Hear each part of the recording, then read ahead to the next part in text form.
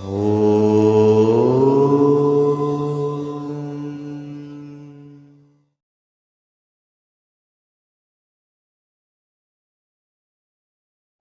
છો મિત્રો? મજામાં? વામજા એજ્યુકેશનમાં આપ સૌનું હાર્દિક સ્વાગત છે.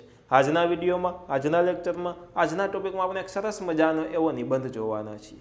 આજના આપણા નિબંધનો ટોપિક છે આજનો યુવાન ધ્યેયહીન, એટલે કે ધ્યેય વિનાનો. અને આ નિબંધ મેં તમને આગળના વિડીયોમાં ટોપિક આપ્યો હતો, નિબંધના મુદ્દાએ કીધા હતા, મેં કીધું હતું કે તમારે મને નિબંધ મોકલવાનો છે. બરાબર મિત્રો, આજનો આ નિબંધ થયો. મિત્રો, આ નિબંધના મુદ્દાઓ જોઈ લઈએ તો પહેલો પ્રાસ્તાવિક, છેલ્લો ઉપસહાર, એના પછી 2 થી 4 મુદ્દા યુવાનોની ધ્યેયહીનતા માટે જવાબદાર પરિબળો, અને 5મો એનો ઉકેલ શું હોઈ શકે તે ઉકેલ. આ નિબંધના મુદ્દા થયા. ચાલુ કરતા પહેલા જો તમે આ ચેનલને સબસ્ક્રાઇબ ન કરી હોય તો સબસ્ક્રાઇબ કરીને બેલ આઇકન દબાવો, વિડીયોને લાઈક કરો તથા તમારા મિત્રો પરિવાર દોસ્તો સાથે આ વિડીયોને જરૂરથી શેર કરો. ચાલો મિત્રો, હવે આપણે આ વિડીયોની શરૂઆત કરીએ. આ નિબંધની શરૂઆત કરીએ તો કે સ્વતંત્રતા મળ્યા પછી આપણા દેશમાં શિક્ષણનો વ્યાપ ખૂબ વધ્યો છે. શિક્ષણ ખૂબ મોટા પ્રમાણમાં મિત્રો વધ્યું છે. શિક્ષણનો વ્યાપ ખૂબ વધ્યો છે. સોફ્ટવેર ટેકનોલોજી અને ઇન્ફોર્મેશન ટેકનોલોજી જેવા કોમ્પ્યુટર આધારિત વ્યવસાયોમાં દેશે સારી પ્રગતિ કરી છે. ખૂબ વ્યવસ્થિત રીતની સારી પ્રગતિ કરી છે. આ વ્યવસાયોમાં રોજગારીની આકર્ષક તકો ઉપલબ્ધ થઈ છે. સારી કારકિર્દી બનાવવા માંગતા યુવાનો માટે અનેક વ્યવસાયિક અભ્યાસક્રમો ઘડાયા છે. તેમ છતાં ક્યારેક આજનો યુવાન ધ્યેયહીન થઈ ગયો હોય એવું લાગે છે. કારણ કે એનું કારણ શું છે તો કે તેને અનેક પ્રકારની સમસ્યાઓ સતાવી રહી છે, જેથી તે સતત માનસિક તાણ અનુભવતો રહે છે અને ધારી પ્રગતિ કરી શકતો નથી. આજના યુવાનની ધ્યેયહીનતા માટે આ પરિબળો જવાબદાર ગણી શકાય. આમાં અમુક પરિબળો આપ્યા, તે પરિબળો આપણે જવાબદાર ગણી શકીએ. શું તો કે એક તો છે મોંઘું શિક્ષણ, એમના પછી મર્યાદિત વ્યાવસાયિક ક્ષેત્રો ઘણા મર્યાદિત છે તે, એમના પછી સામાજિક સહાયનો અભાવ અને યોગ્ય માર્ગદર્શન તથા પ્રેરણા સ્ત્રોતો એટલે કે રોલ મોડેલ આપણે કહીએ ને તેનો અભાવ. ચાલો હવે આગળ જોઈએ. આજે શિક્ષણ ખૂબ મોંઘું થયું છે. સામાન્ય સ્થિતિમાં મા બાપ પોતાના બાળકોને સારી શિક્ષણ સંસ્થામાં દાખલ કરી શકતા નથી. ઇજનેરી, medical, BBA, MBA, computer technology જેવા વ્યાવસાયિક અભ્યાસક્રમોમાં ખાનગી શિક્ષણ સંસ્થાઓનો પ્રવેશ થવાને લીધે શિક્ષણ ધંધાદારી અને મોંઘું બની રહ્યું છે. મધ્યમ વર્ગના કુટુંબના ઘણા તેજસ્વી યુવાનો આર્થિક મર્યાદાઓને લીધે જીવનોપયોગી વ્યાવસાયિક શિક્ષણથી વંચિત રહી જાય છે.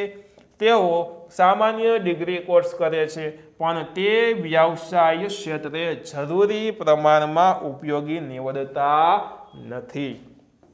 સ્નાતક કે અનુસ્નાતક થનારા બધા યુવાનોને સરકારી નોકરી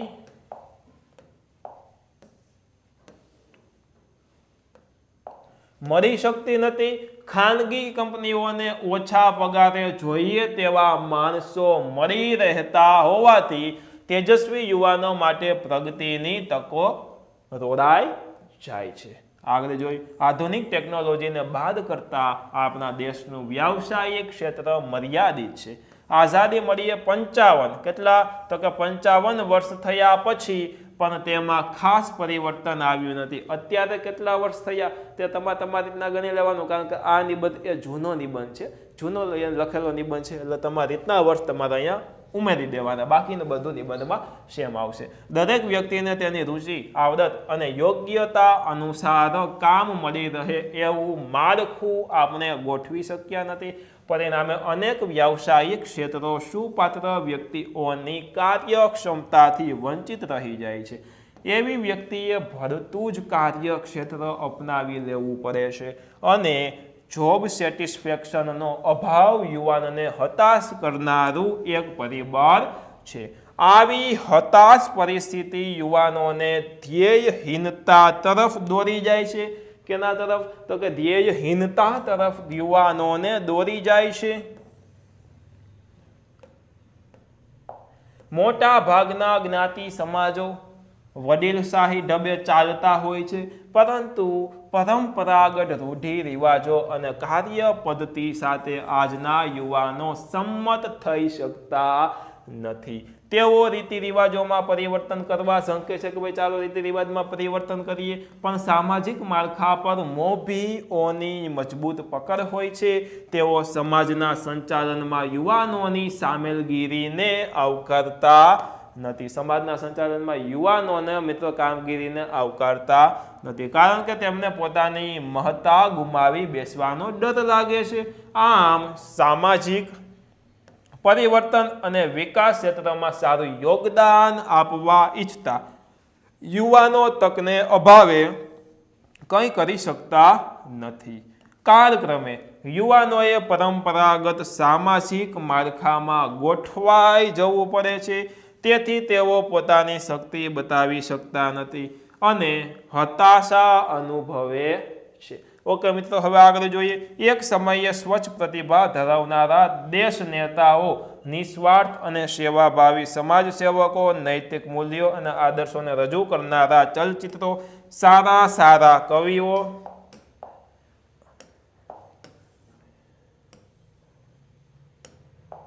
લેખકો, વિદ્વાનો અને ચારિત્રવાન શિક્ષકો યુવાનોના પ્રેરણા સ્ત્રોત હતા. સર્વશ્રી રાધાકૃષ્ણન, રાજેન્દ્ર બાબુ, વિનોબા ભાવે, રવિશંકર મહારાજ, જયપ્રકાશ નારાયણ, રવિન્દ્રનાથ ટાગોર, શરદ બાબુ, અમૃતા પ્રીતમ, પ્રેમચંદ, ગોવર્ધન રામ ત્રિપાઠી, ર.વ. દેસાઈ, ઉમાશંકર જોશી, પન્નાલાલ પટેલ વગેરે પ્રતિભાઓના જીવન અને કાર્યોમાં યુવાનો સારી પ્રેરણાઓ આગ્રહ કરતા હોય છે અને સાચા અને કર્તવ્ય પરસ્ત શિક્ષકો પાસેથી પણ યુવાનો પ્રેરણા અને પ્રોત્સાહન પામતા હોય છે. આજે વ્યક્તિગત નૈતિકતાનું ધોરણ કથળ્યું છે. રાજકીય, સામાજિક અને શૈક્ષણિક ક્ષેત્રો યોગ્ય પ્રેરણા સ્ત્રોતોના અનુભવો યુવાનોને સારી પ્રેરણા પૂરી પાડવામાં અસમર્થ, કેવા તો કે અસમર્થ નીવડ્યા છે. યુવાનો ધ્યેયલક્ષી બને એવા માર્ગો આપણે શોધી કાઢવા જોઈએ અને આવી વ્યવસ્થા જો સમયસર ગોઠવવામાં નહીં આવે તો ધ્યેયહીન યુવાનો દેશના ઉપયોગી નાગરિકો બનશે નહીં. આની સાથે સાથે સરસ મજાનો આપણો આ નિબંધ પૂર્ણ થાય છે. હવેના નિબંધનો હું ટોપિક કહી દઉં, મુદ્દા દઈ દઉં. દર વખતની જેમ આ વખતે પણ તમારે તમારી જાતે નિબંધ લખી તમારા ઇન્સ્ટાગ્રામની સ્ટોરી પોસ્ટમાં તમારે તે નિબંધ મૂકવાનો છે અને સાથે સાથે વામજા એજ્યુકેશનને ટેગ કરવાનો છે. ટોપિક આ પ્રમાણે કે સાહસ વગર સિદ્ધિ નથી. એમના મુદ્દા પેલું પ્રાસ્તાવિક. પ્રસ્તાવનામાં પણ સાહસનો મહિમા લખવાનો. એમના પછી જીવનના સર્વ ક્ષેત્રોમાં સાહસ, એટલે કે બધા ક્ષેત્રોમાં સાહસ. એમના પછી સાહસવીરોના ઉદાહરણો. એમના પછી સાહસ કરવાથી થતા લાભ. એમના પછી આંધળું સાહસ કરવાના ગેરલાભ અને છેલ્લે ઉપસહાર લખી અને નિબંધને પૂરો કરવાનો. અને જો એ પંક્તિ પહેલાં લખેલી છે એટલે કે એવી પંક્તિ લખીને તમારા નિબંધને ઉચ્ચ કોટીનો તમે બનાવી શકો છો. મજા આવી તો વિડીયોને લાઈક કરો, ચેનલને સબસ્ક્રાઇબ ન કરી હોય તો સબસ્ક્રાઇબ કરીને બેલ આઇકન દબાવો તથા આ વિડીયોને તમારા મિત્રો, પરિવાર, દોસ્તો સાથે જરૂરથી શેર કરો. ફરી મળશું એક નવા વિડીયો સાથે. ફરી પધારજો. બાય. જય હિન્દ. વંદે માતરમ. આવજો. ધન્યવાદ.